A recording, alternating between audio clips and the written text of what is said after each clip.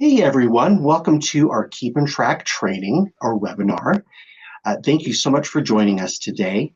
Our main goal is to get information in the hands of those who need it. So any questions that you have about general operation of the program, how to do certain functions, please let us know as we go on throughout the day. I, Josh Hutchings, am going to be manning the Q&A, while our awesome trainer, Seneca Ramirez, is going to be doing most of the presentation. I'll be jumping in a little bit later to do some more.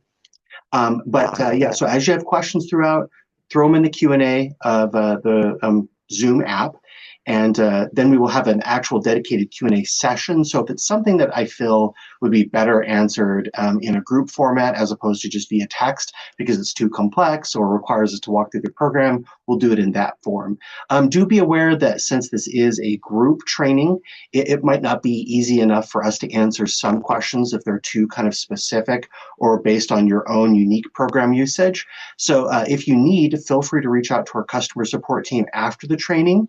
We will put the contact information in our Q&A chat. If you need that, we'll probably put it up at the very end of the meeting as well.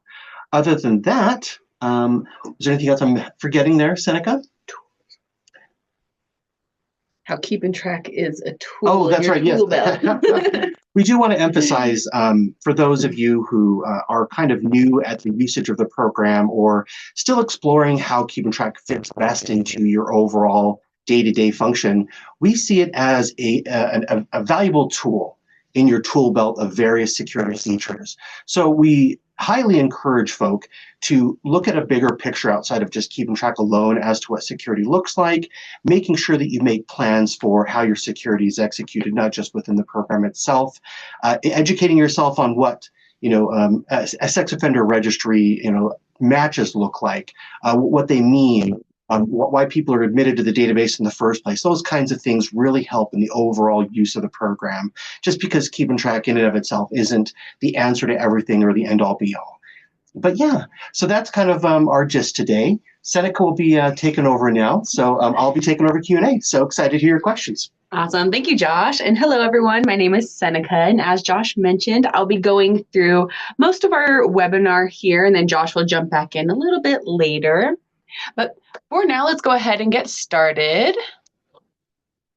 We will be using our demo database here today. So you'll see I'm just up here at demo.keepingtrack.com. And because I haven't signed into anything yet, you're seeing that it is asking me which site I would like to sign into or which site I'm looking at. So let me go ahead and select a site and continue.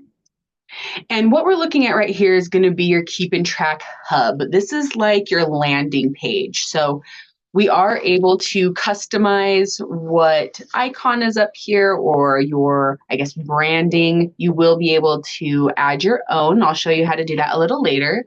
But then this is also asking you pretty much where is it that I'm trying to go. We will be starting under our admin, but I will go into both the attended and self-service kiosk here a little later. So because I haven't signed in, it is asking me, so let's get logged in here. If you do have access to multiple sites, you will have that site picker if you didn't have it already. So it will ask which site you'd like to log into, or if you are maybe like an operator that's only working at one school or one site, then it would just log you into that one that you have access to. Now that we're logged in, we're on what we call our dashboard. This is like your home page. You're going to have some quick links into different areas of keeping track to get there nice and quickly in one click. And then over here off to the right-hand side, you're going to have some little messages from us, things that we're highlighting. So those will kind of change throughout the year. So just keep an eye out on those. On our left-hand side, we have our side navigation. So just what area am I trying to get to? What am I trying to do here under my admin screen? And on the top, we have our top navigation, and we're going to have a couple different menus here. First, you're going to have your user menu, and this is going to show you who's currently logged in, so my demo, and then which site it is that I'm logged into. Clicking on here, I can see my site information. Right now mine is blank. I will show you where that can be filled out though.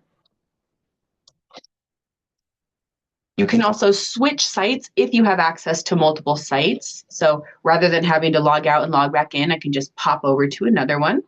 And then I'm also able to log out from Keep and Track from here. Next to that, we have our message drawer, a little message bubble icon. And this is going to show you some of the last operations that you have run, as well as any messages from us here at Keep and Track. When you have been updated, you'll see it will show you, and there will be a link to our release notes. So keep an eye out on those, just so you're always up to date on what it is that we're doing within Keep and Track. Our last little menu here is going to be the help menu, the little question mark icon at the top right-hand corner, where you can go directly to our support center. There's going to be a lot of good information on here. This is also where those release notes will be held. So if you are new to Keep and Track, or if you're new to Keep and Track 7, this is going to be a lovely resource. Going to our main page, we'll have some getting started resources, frequently asked questions, best practices, those release notes. But also, if we scroll down really quickly, I just wanted to pop up our contact information, just in case anyone wanted to write that down or take a quick screenshot of that. And then we can also, did you post that in the chat? I will post that in the chat, yes. Perfect. Thank you. That will also be in the chat. We can close out of there for now. You're also able to contact us right here through Keep and Track. So just by going to contact us, you'll see you can choose who it is that you're trying to reach. Please double check your reply to email so we are able to get a hold of you or reply to your email, and then your question down here at the bottom. Our support team is also available 24/7 by phone. So if it's something a little bit more important that you might need a quicker answer to, I would suggest just giving us a call.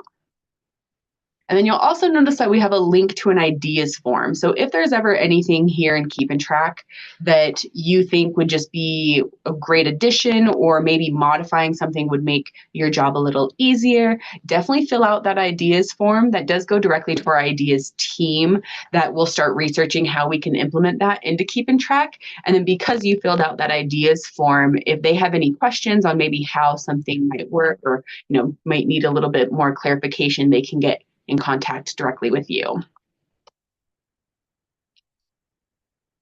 Let's go ahead and close out of there.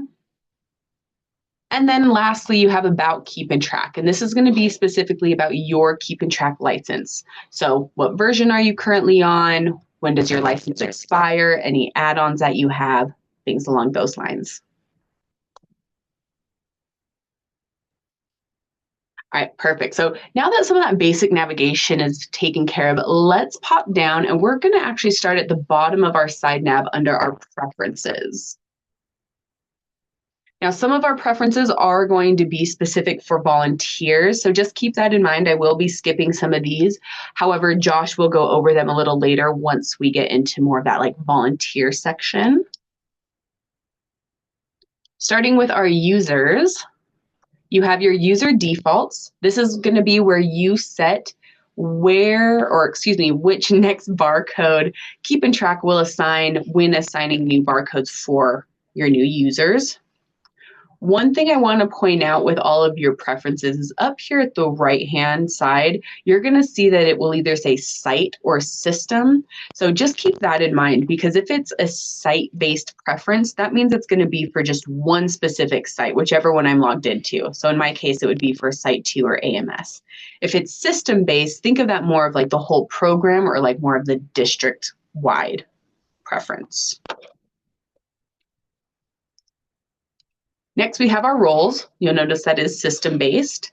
And this is where you can specify the different types of roles. So first of all, everyone is going to be considered a visitor. So that's going to be your baseline role.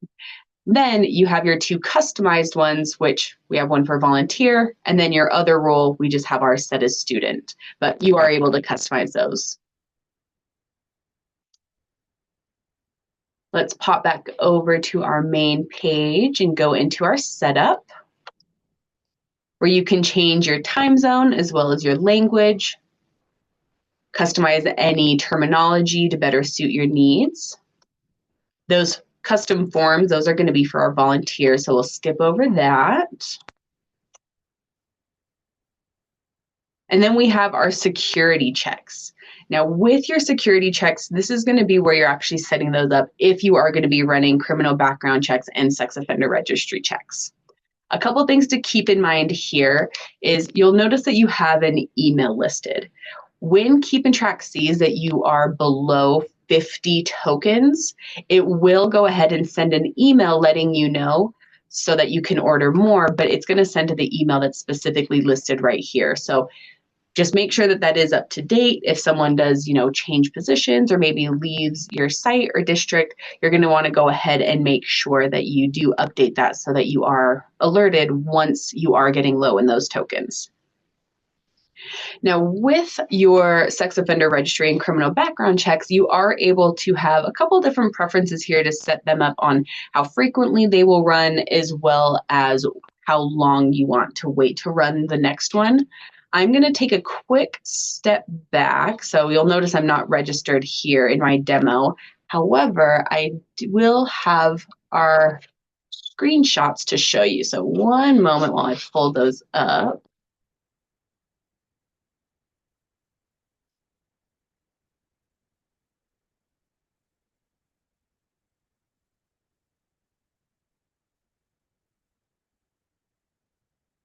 Sorry, guys, I forgot to open this when I was setting everything up.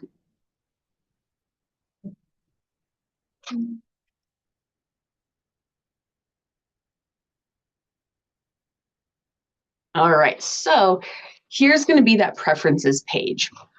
Both of our drop-down menus, so the criminal background check and the sex offender registry check, they'll both have the same options under these drop-downs.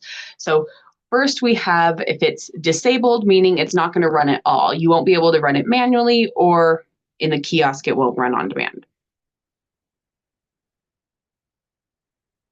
Next, we have the checks again after. So this is going to have a specific date on when the last time the check was ran, and then it will wait however long you decide here to run that again. So if you do have, people coming in really frequently, but you only have it running every 30 days, it's not going to run it every single time they come in, eating up those tokens of yours.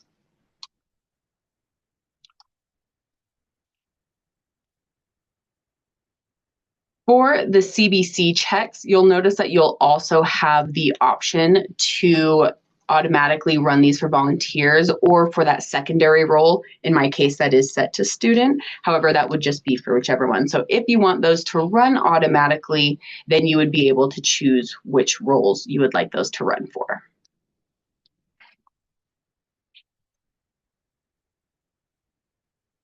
Next, we have some alerts. You have your site alerts and then your system alerts, and you have 3 different alerts that you can set up here. So if you would like to have this sent to, let's say, like a principal or your resource officer, maybe the resource officer of the district, just someone who might be able to be there to have a little bit more backup if someone who has their access denied tries to sign in, or if they have been set to failed, so they failed that like sex offender registry check, as well as if they have any possible matches when they try to sign in to self-service. And so as you see, you have both system and site, and then you can send these in a text message, an email, or both.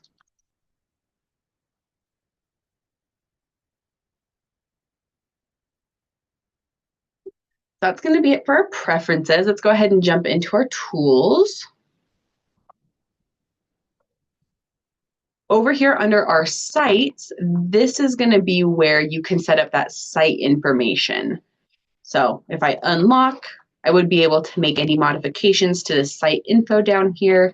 If by chance your site name changes and you need that to be modified, you'll just want to go ahead and contact us, and then we can get our hosting team to modify that for you.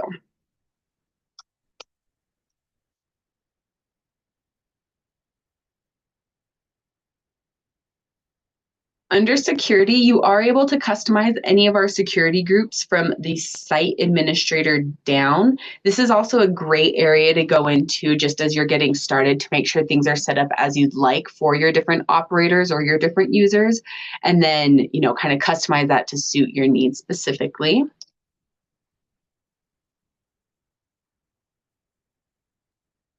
And then our last tool that we're going to be talking about is going to be the activities. Your activities are where you're specifically saying or telling the program, this is where these people are going in my building. You'll see I have some examples off to the left-hand side, such as one for volunteers going on a field trip. I'm going to unlock this so it's not as grayed out. You can see it a little better. But you're able to give this a name. You'll notice that in mine, I have a few of these set with a just kind of like matching my site name, so that AMS. That way I can look in this list and very easily see which activity this is for, because you will want to specify which site this activity will be used in. You'll also have your roles, so who's going to be signing in or using this type of activity. Right down here, you can choose if it's timed or untimed. An untimed activity is great for those volunteers where, in this case, for my field trip, they are able to come in, they would sign in, get their badge, but then I don't need them to come sign out with me at the end of the day. They are able to just go about their way. A timed activity means I want them to specifically come in and sign in with me, but then I also want that specific timestamp of when they've left. For your volunteers, you're also able to give them a specific amount or award them a certain number of minutes, depending on how you'd like. If you want like 60 minutes, even if they were only there for like 55 or maybe 65 minutes, they're still just going to get whatever you put in here. And then your print format. How would you like this to be printed for them? Then we're going to have some destinations. These are like your secondary groupings of activities. So yes, I know they're here for a field trip, but which field trip are they going on? And I would be able to select that. To create a new activity, we're going to use our plus sign up here at the top right. We'll give it a name, and I will say AMS.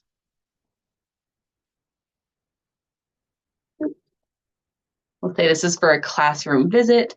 I'm already set to AMS since that's what I'm currently logged into, and I will leave this for my visitors.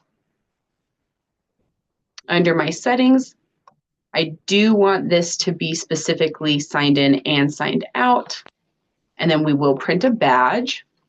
And on my destinations, I'm able to then write any sort of classroom specifically, whether this is like Mr. Jones. Just kind of give some examples here.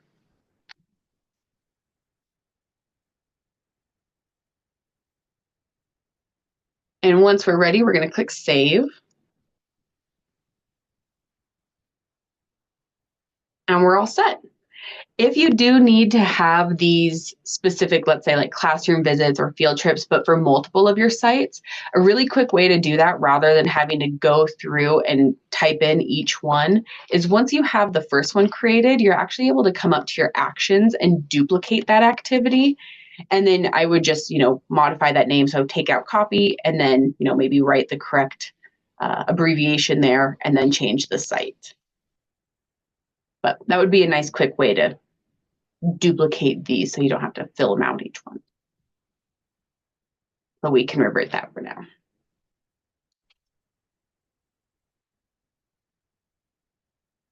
We're going to skip over operations for now, but we will pop up to our users. And everyone in your Keeping Track is considered a user, whether they are just a visitor, a volunteer, if it's front office staff, or someone that's working in Keeping Track like an admin, everyone is going to be a user. We're going to have some information here. First, you're going to have at the top left ways that you can search. So we're going to have basic searching as well as 2 quick search options. And then you have your advanced search.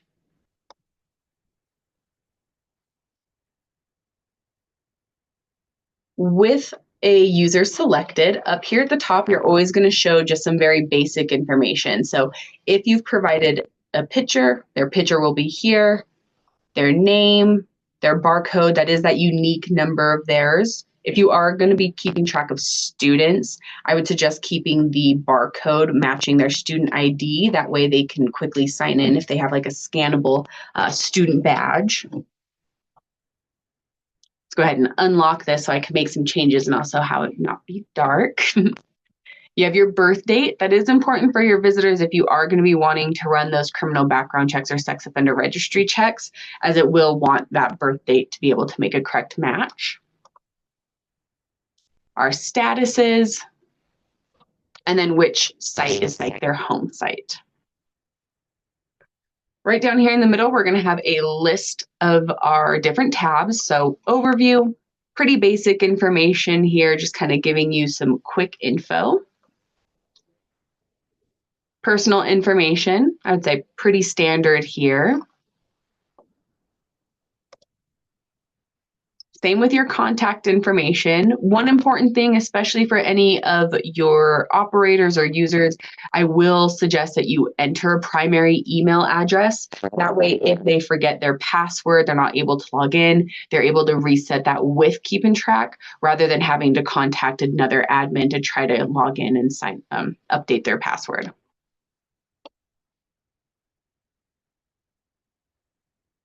Here we have our roles. So this will be specific to what you have set up in your preferences. So here's my volunteer.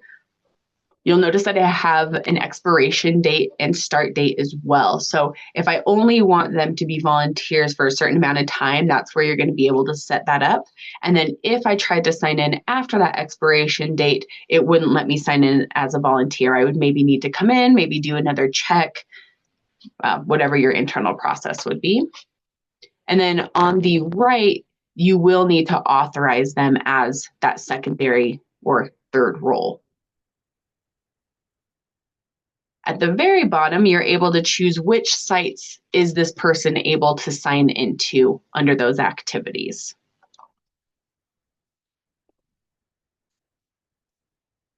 Next, we have security, which we have two different subtabs here. We have our access. This is going to be really important for any of your operators. So giving them a username and password, selecting which sites they can sign into, and that security group that they will belong to. And I'll show you those here in just a moment once I create a new user.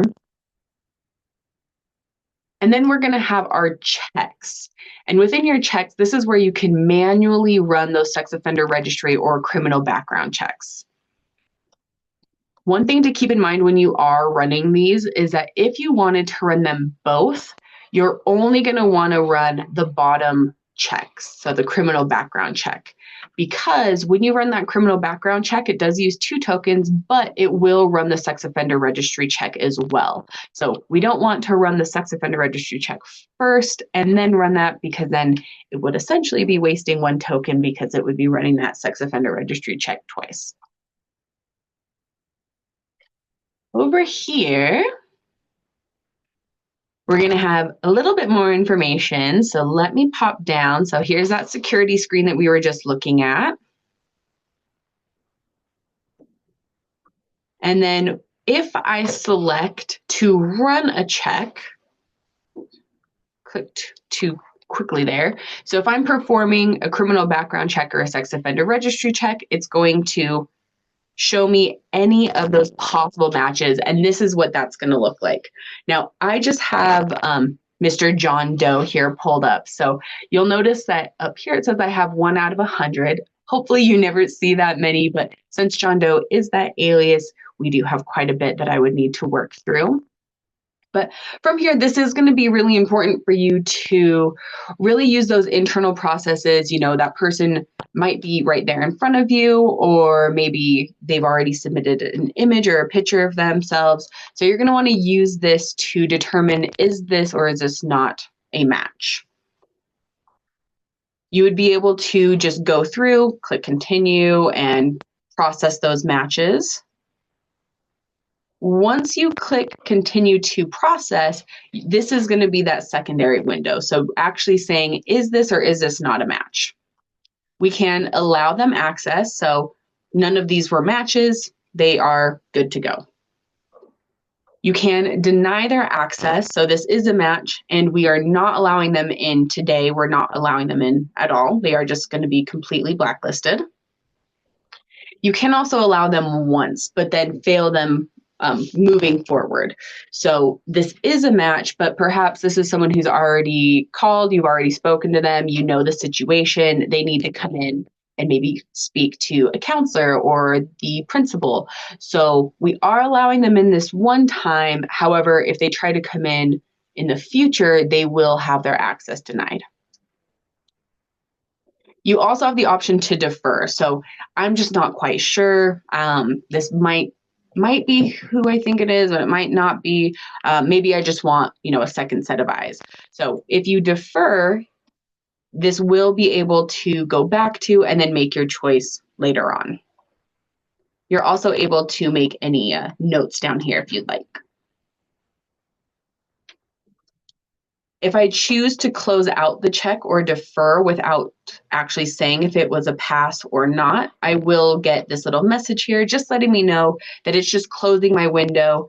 I would be able to run the check again without it using up my tokens. It's just going back so I can make my decision later on.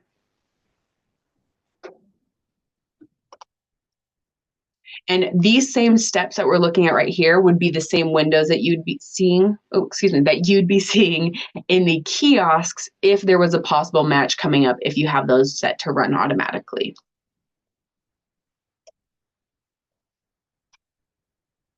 One other thing I would like to mention right here is once you've selected if this is or is not a match, or even if you defer, once you have a date listed right here, you're going to be able to click on it to go back to view those results previously. So just keep that in mind. You don't have to completely perform the check again.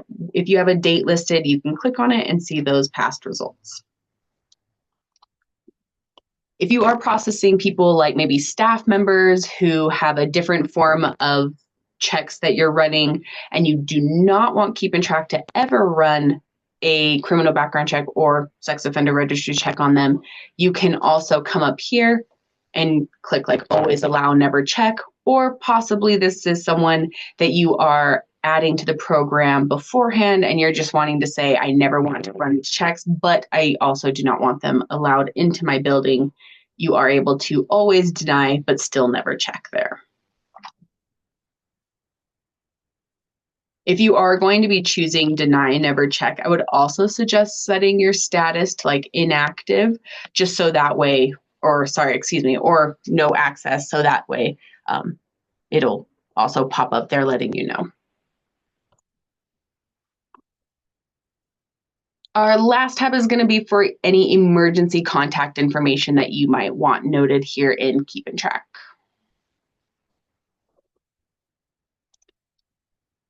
All right, to add a new operator, we are going to first make sure our users management is unlocked, and then we can use our plus sign, and then add some information here. So I'm actually going to I'll add myself if I can type my own name.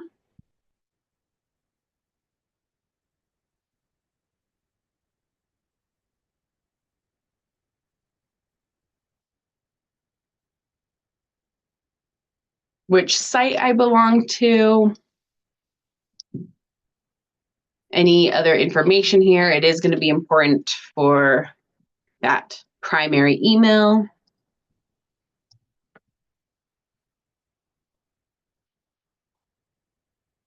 If I wanted to add any specific rules so that I can sign in as a visitor, volunteer, student as well.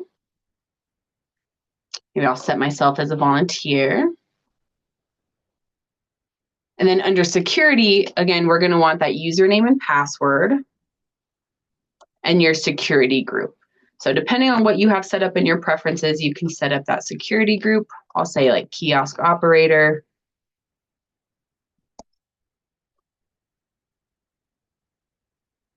and then oops, enter that username and password and which sites I am able to log into. And then save. Oh, I already have my username. There we go. We'll add it too. There we go. And now I'm in the system.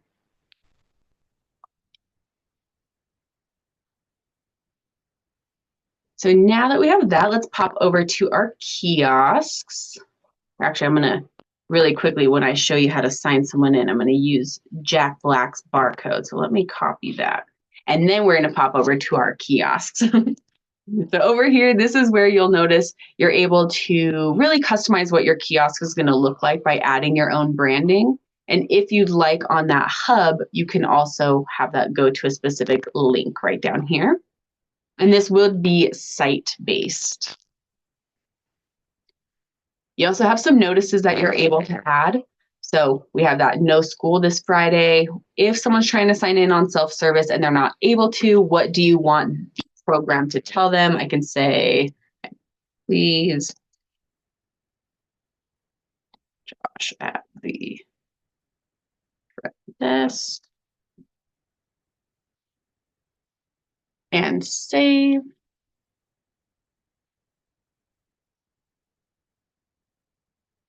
And then your system notice, again, that is going to be still showing up on those kiosks, but that is more for like district-wide notices that you might want to show.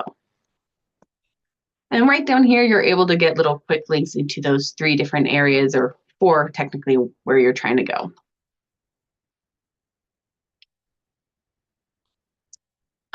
Really quickly, sorry guys, I forgot to add, I wanted to add another John Doe so I can show you what it will look like when someone is not able to sign in. So let me pop over here and I'm just going to type this in really quickly.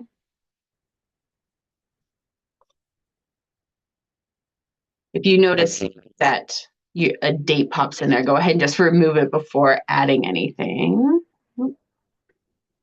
Here we go. And we are going to say no access. And I'm also going to say always deny. Perfect. Okay, so now let's pop over to our hub and into the attended kiosk. So your attended kiosk, this is where someone is actually behind the desk helping people sign in.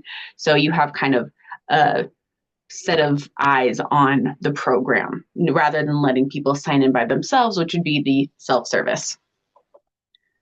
Nice and easy.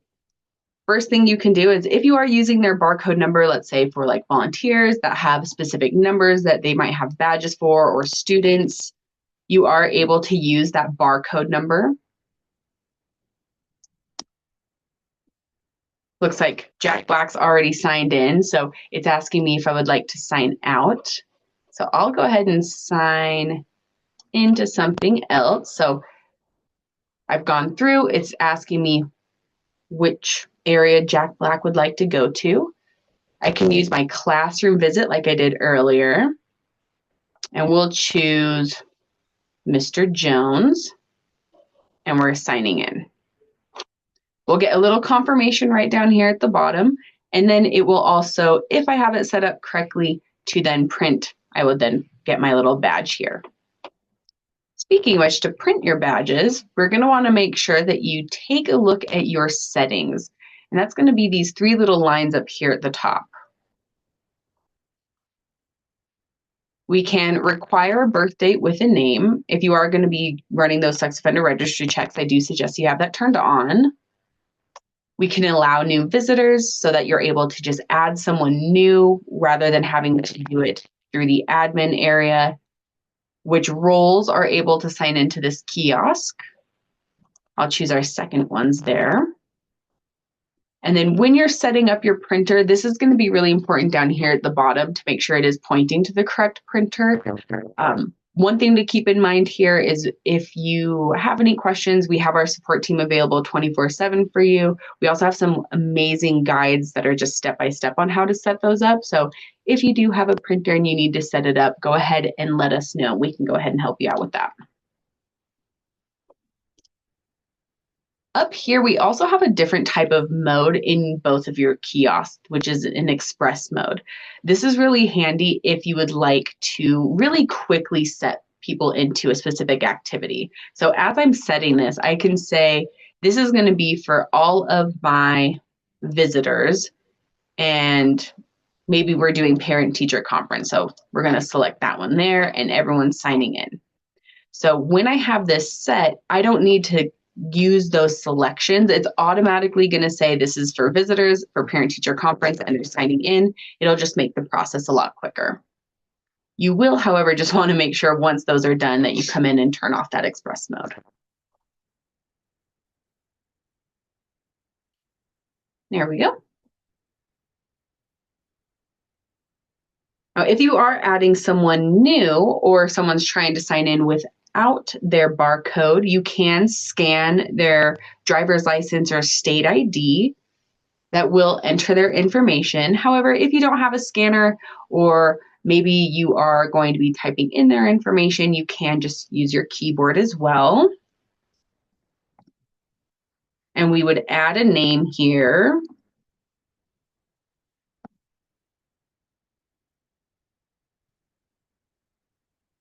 And their birth date. And continue. Because Johnny here is not in the system, it's going to let me know that this is not a user that has been found, so we can create new. Any optional information that I might want to add here. If not, go ahead and leave it blank and just click continue. And then at that point is where, if I had it set up to run, that sex offender registry check would run.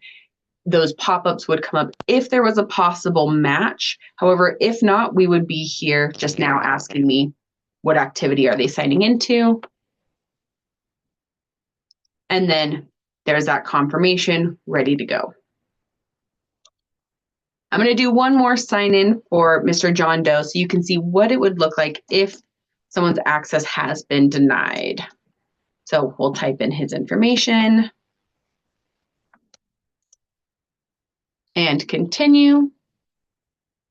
So here's my little message just letting me know at this point any internal processes for how you're going to handle that would want to go into place.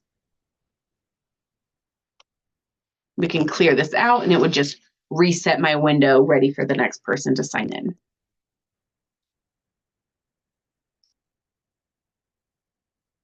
Up here under our user menu, we have some quick reports that are only going to be shown on the attended kiosk. So I can see who's currently in the building and who's here now. So it'll show me who. Anyone who's not shown right there is because that activity that they signed into was untimed, excuse me. So because I didn't have to sign in or sign out, then they're not there. If I had my printer set up, I would be able to reprint their badge, or if I wanted to print off this list, maybe there's a disaster going on, or we just need to see who's currently in the building, I'm able to use that PDF icon to then download and print my report.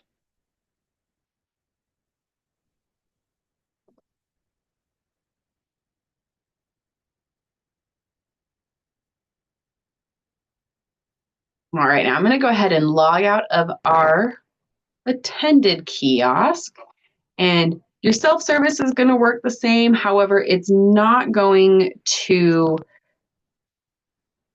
oops, let's close out of that. Get all these pop-ups out of the way. However, it's not going to show those quick reports, and if there were any possible matches, it won't show that as well. So this is where people can go in and sign in by themselves. You can, under your kiosk settings, you'll see it's kind of locked down, so people can't just come in and change them. I could have this set up to only run for, let's say, my volunteers, because they've already been vetted. The sign-in process will be the same. And then if I try to sign in Mr. John Doe again, this is what they would see on their end. So just letting them know they're not able to sign in, and whatever my kiosk note that I had written right there, so they know how to proceed.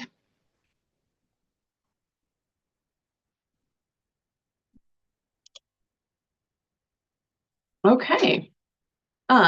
Before we jump over to our volunteers, there's one more area that I would like to show everyone, and that's going to be over here in our operations. Back under our admin, your operations are going to be where you can go to view the old operations that you've run for the day. You're able to kind of just review those. However, this is also going to be where you go to run different operations. So you have your reports where you're gathering information.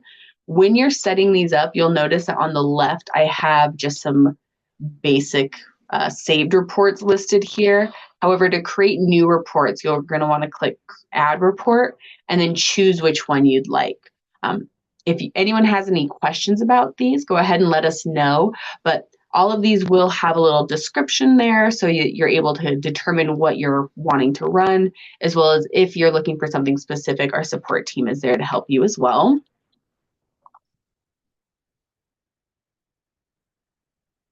Utilities are similar in the setup. However, your utilities are actually modifying information. So removing users, or our support team can help like move users to site, things along those lines.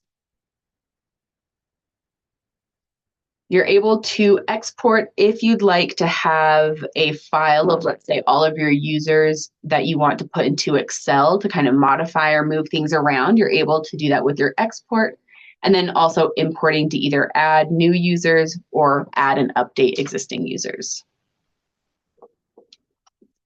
Before we jump into volunteers, I wanted to see if there were any specific questions that we want to go over as a group. Nope, we're good? Okay.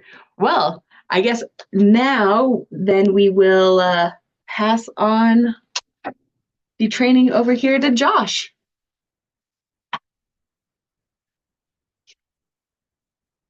Figured we'd give Seneca a little bit of a break, so she didn't have to talk the whole time, guys. So now you're going to have to hear my voice. All right. So I just wanted to go over the concept of volunteer management within the program. Volunteers act differently than the rest of our person types generally do. A standard visitor could be a person that shows up once and never comes again, or somebody who you may have a different level of, desired kind of oversight or, checking, because they'll be with students for lesser time. Whereas volunteers may be an overnight volunteer. You may have many different tiered levels of what kind of security you want to keep an eye on them with. So we have incorporated a few tools to help with managing those individuals in the system. One of those tools is the application. The application, if you do not see this in your program and are wanting to see it, just let us know. It may just be a product code that needs to be enabled.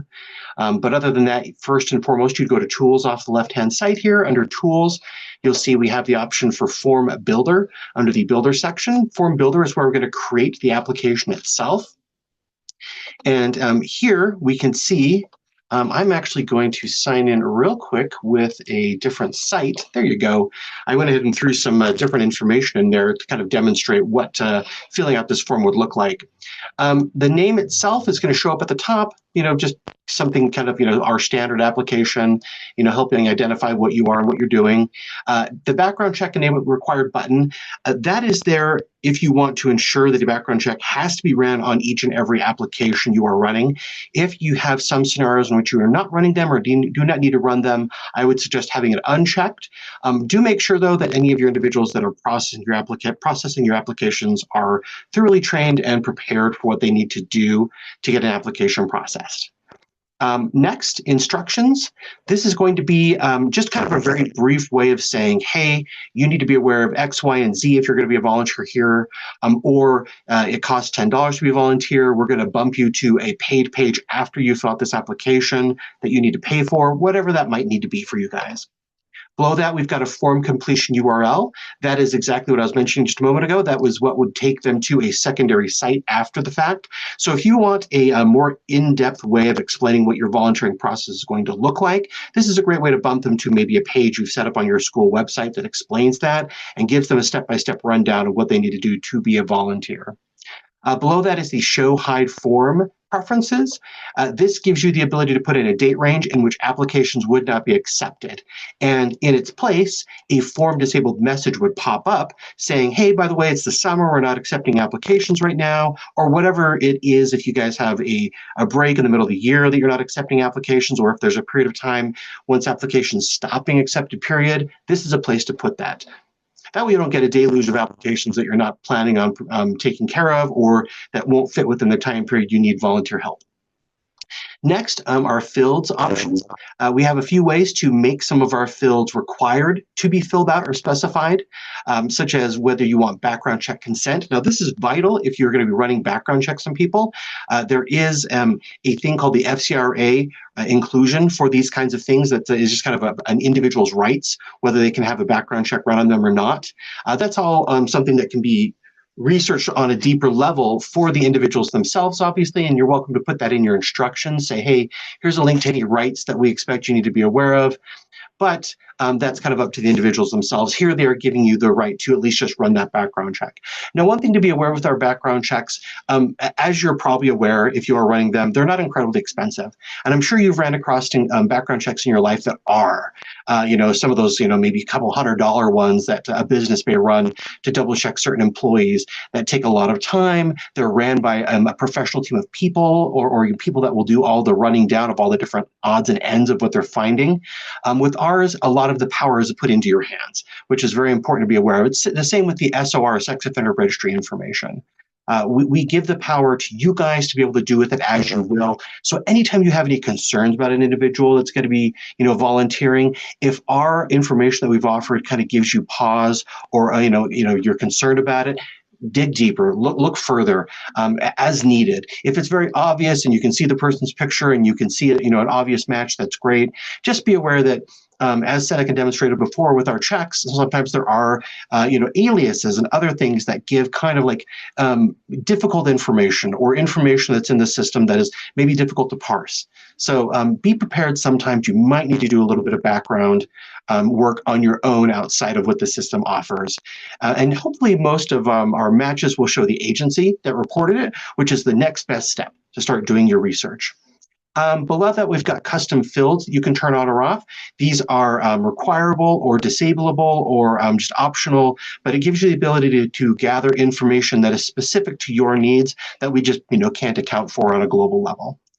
Next, you can gather a username and password if you need to. So if these are going to be admins that are going to be signing into the program and operating it for some reason, this is a way to gather that and let them put in their own information. Next, you can ask if or solicit felony conviction information. So if you were wanting to find that out about an individual, that is helpful. And if you set it to required, they'll have to say yes or no. Obviously, this is a volitional, offering of their information, but it's a way that maybe you get a little bit of a flag about somebody. In custom fields, I've seen folks even put in, if you said yes to the felony conviction, please explain what the situation was or the scenario. Next, under your require for birth date, you've got that. Generally, if you're going to be running any checks, do have birthday check. That should be required. Photo ID note, that gives you the ability to them to put in a note with a photo ID. Address, obviously you're going to require an address. If you're going to be sending out mailers, anything like that, trying to contact people outside of an email or phone number, that is very handy to have, maybe necessary to require. Next, you can set whether you're going to be gathering email and phone. Email gives you the ability, and I'll show you in a quick moment, based on your volunteer application processing process, to send out email and notifications to folks, letting them know, hey, we received your application, we received your application, approved it, or we received your application, we're not able to approve it. The phone number, there are various elements of the system with staff especially where SMS or text messages can go out based on various things. So maybe it's handy for you to gather that for those reasons, so you have it on file, or so you can set them up for notification through Keep and Track or whatever other internal system you've got. So that's pretty much the setup of the application. Fairly straightforward. Let's go ahead and look at some of the ancillary little features around that. So I'm going to go ahead and pop to Preferences off to the left side there. And for our custom questions, I'm going to pop under Advanced and then Setup. And you'll see I have a Custom Form Fills option right below that. Right now, we just have them all kind of enabled just for visual referencing. They are disabled to be viewable though. I do have my top one required. I've gone ahead and thrown in just a custom sample question. What volunteer shifts can you fulfill? You probably would want to be more specific in your own needs, such as like we have shifts 1 through 5 or whatever it is, or maybe offer a link to individuals at the end where they can see these different shifts. This is up to you guys and what your needs are and what you need to communicate. Next, I mentioned that you can send out emails to individuals as part of the volunteer application process to have that turned on so that they are being sent out. You'd want to pop under preferences and then users. And under users, you would see form notices as our bottom option there. And by turning those on, you are saying, I do want these messages to send, whether it's when I approve it or whether when I reject it. And then the messages themselves, lastly but not least, if you pop to preferences and then messaging off to the right there, is here are your form letters. Received is just by default. This just goes out regardless whenever. And you'll see I've put in some little just sample custom text of what that looks like. Now this you do of course have to gather the email for it to go out. Otherwise this received will show at the end of the application process, which we'll see here in a quick sec. Approved, that would go out and this is saying, hey, you got approved. You need to show up at this place, this time, this date, so that we can get you finalized or whatever. So we can issue you a badge, so we can take your picture, whatever that might need be. And then rejected, obviously you don't need to say, hey, you were rejected, just something like, hey, by the way, we had some difficulties processing your application. Please show up at this time, this building, so that we can help with that and figure that out. Is usually what I've seen folks do. Okay, so doing good, no questions so far? All right, so what I will do is I will now go ahead and pop us to the application itself. I'll show you what that looks like. Seneca showed you earlier to kiosks. You've got a quick link to form apply that takes you to the application. I might need to click it again because I was under a different site. We'll just do a quick refresh here, guys. It's being silly with me. It's because I switched sites. Sorry, let me grab my URL here, copy that. And there we go. Okay, perfect. Now, do be aware if you are testing your application, the program is recognizing that you are assigned as an admin and it's showing you your information within the application environment. So just be aware that you would, if you want to have a new person apply, just log out.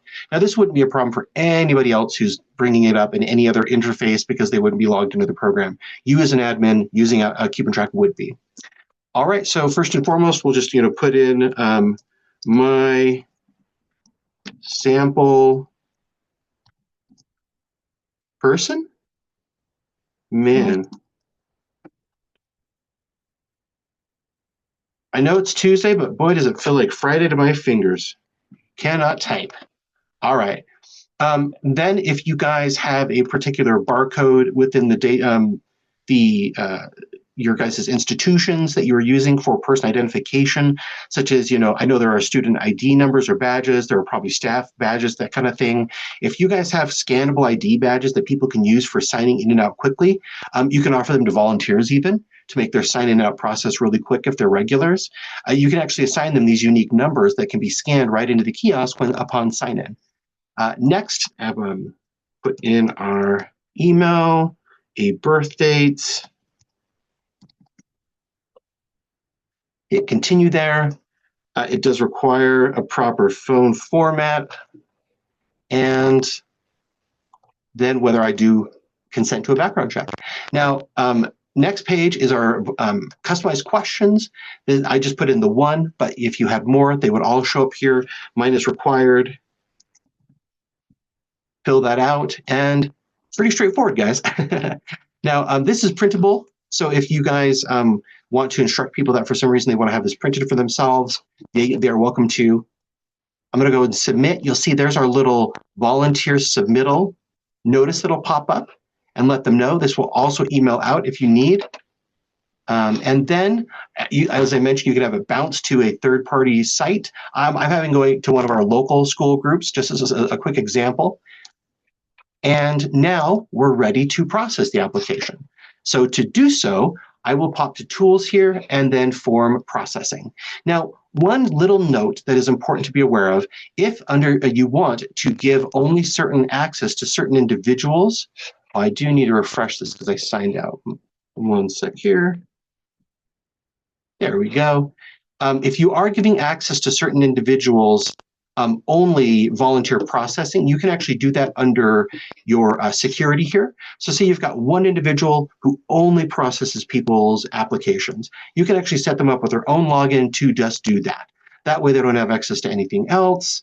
And that's pretty much the same with anything else in the program. So if you're wanting to lock down any element, such as like they can only process people in the kiosks, Seneca already went over this, but yeah, just be aware that that is an important thing.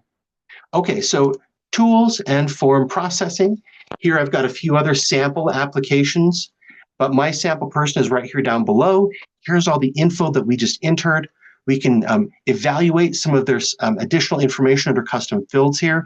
This is physically printable as well, guys. So if you do need some kind of quick reference to a long list of questions that you are going to be like asking them about or entering in later, or you can even copy and paste directly out of this into a third-party system. We do have an export feature built into the program now. And so a number of fields that might be related to person management can be exported out of the program and into a third-party program as well. So those are options. Lastly, checks. I did not set it as required, so if you'll notice, I can go up to the top right, and I can specify that I want to approve this person immediately as a volunteer or student or whatever it might be without running the background check. So just to demonstrate, this is an opportunity for you to gather people data without actually having to be like a volunteer. It can be a form that is filled out for any type of person, no matter who that might be. So if you have some unique scenario in which these individuals don't fit into kind of a volunteer situation, but you need them in there for, you know, referencing, reporting, anything like that, you can use this application for that purpose as well. Seneca demonstrated in our checks before, but say this is an individual such as a staff member, I'm not going to be checking them. I can always set to always allow or always deny. So if they are somebody who is in like a blacklist or a denied list, I can set that to always deny as well. And that makes sure that I'm not going to be burning any tokens on them unnecessarily. So pretty straightforward, nothing too radical here. If you do make any changes, you do need to save it up at the top right. But once I'm done, I can just hit approve. And this will kind of like need to be refreshed. But that person should get pushed to now users. You'll see they're out of this list.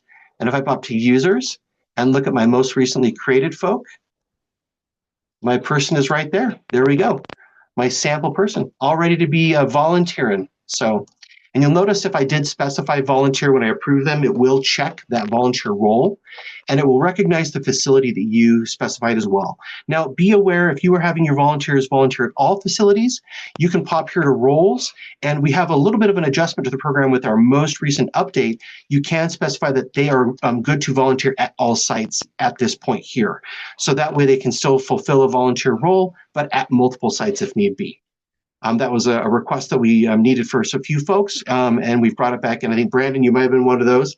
So, but anywho, guys, that's pretty much what we needed for volunteer management. If there are any questions, please submit them to Seneca there, and I'm happy to answer them right now. God, so far nothing. We've just been so good. We've gotten it all covered, huh? Well, I'm sure a lot of this was potentially kind of already known information for a number of you, stuff that maybe you've already learned if you're an existing user to the program. That's great if that's the case. Hopefully this was beneficial to you on a few levels. Be aware, Seneca, we can have throw it into our little chat there, but we do suggest you sign up for any of our notices that go out about the program. That's updates to it.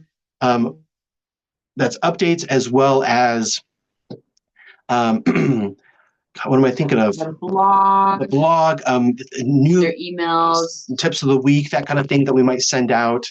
So yeah, please, we try to keep you guys as informed as possible, but the support team is there anytime you need, no matter what it is, no matter how big or small. Do not hesitate to reach out.